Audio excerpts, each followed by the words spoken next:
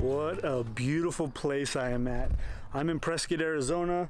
Come here to shoot. Well, actually I was chasing lightning again, but that's not what this video is about. I'm talking to you guys today about the very best apps for landscape photography. It's gonna help you plan and shoot them. So actually let me get into a better spot, set you guys up on a tripod so I can talk to you guys for a second. Hold on. All right guys, so the very first app is called Photopills. This is the one I get the most questions about. If you guys have seen my Milky Way photography video, I use Photopills in there to find the Milky Way. It's my favorite app. It's the best photography app in my opinion. So let's go ahead and jump on my phone here. We're gonna open the Photopills app down here. So let's go ahead and start off with the very first top left. You got the planner.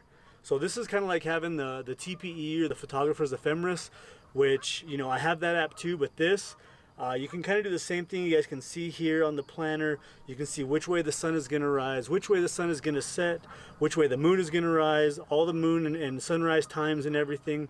You know, you can just pinpoint where you're going to shoot, see which way the sun's coming up, and you can use this along with some other features here to really plan out where the sun's going to be. It's amazing. So we're going to come back out, and the second part of that, let's say you're shooting the sunrise, you want to go into the sun app.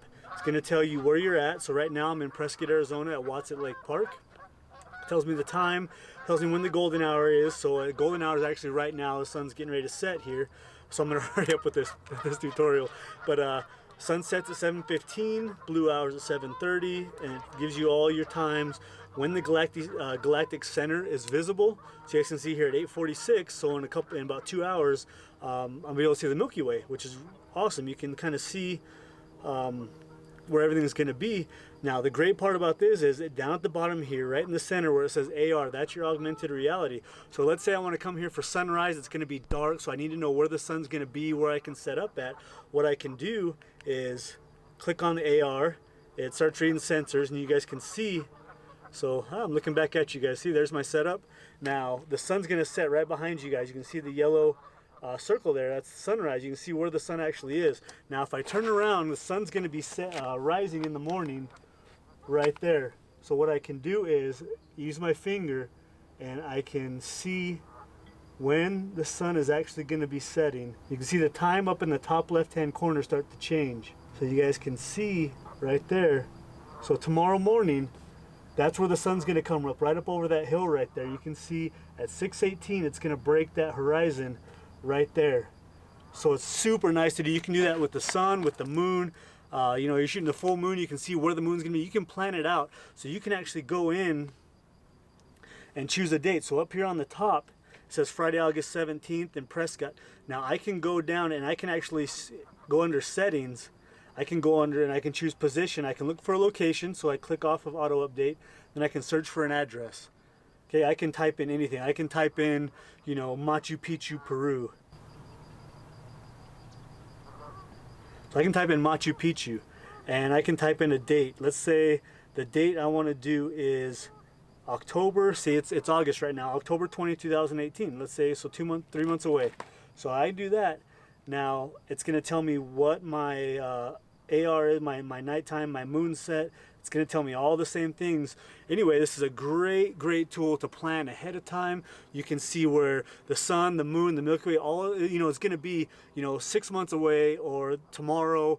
You can really plan your shoots. So once we click out of that, we can go under the moon, and the moon is the exact same thing as the sun, right? It tells you the moon phase. So it's at 47% waxing. So that means it's getting bigger. Tells you all the same details it does with the sun. It's on AR, and you can point it to wherever the sun's gonna or the moon's gonna be. The next thing is the exposure. Now this one you guys saw in my long exposure clouds tutorial that I just released. It's gonna be right here. So what you want to do is you go under that, and if you want to use, say, a 10-stop ND filter, and you find your exposure, right? So you shoot without a filter. Say the settings are f16.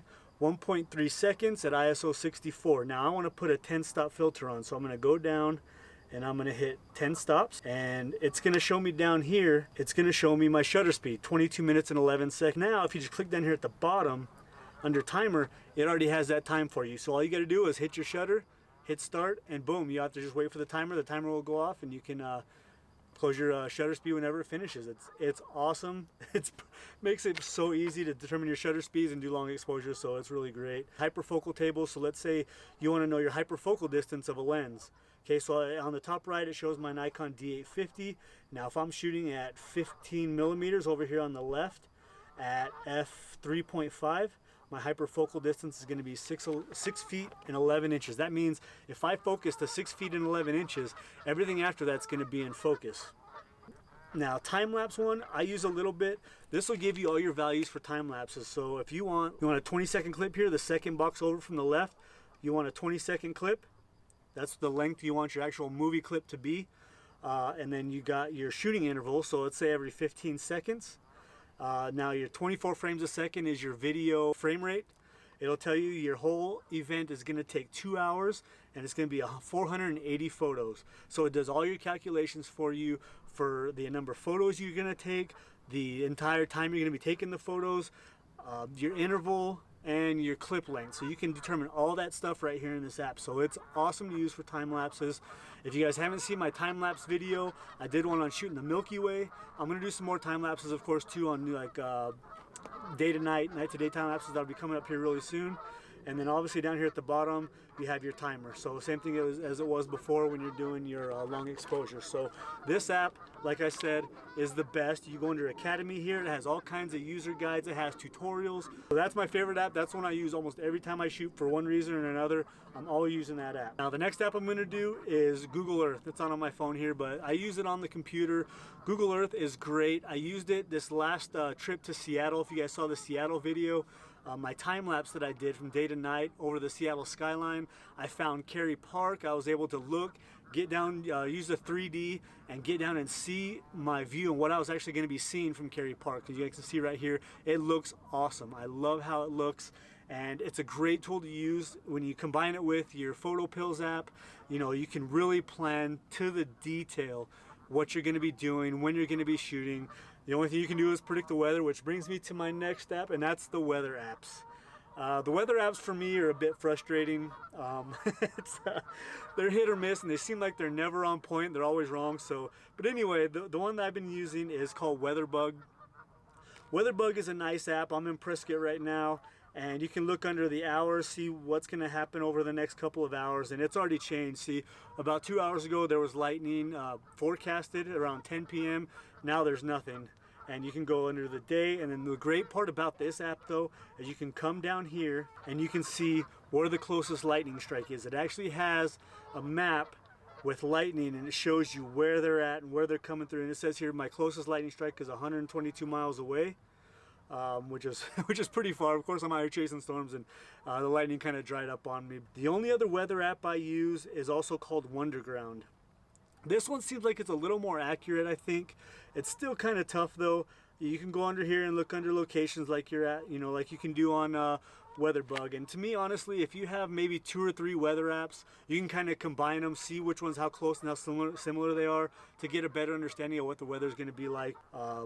Kind of useful to see what the weather's been doing, the directions it's heading. So it's a good tool to use. I like this app a lot.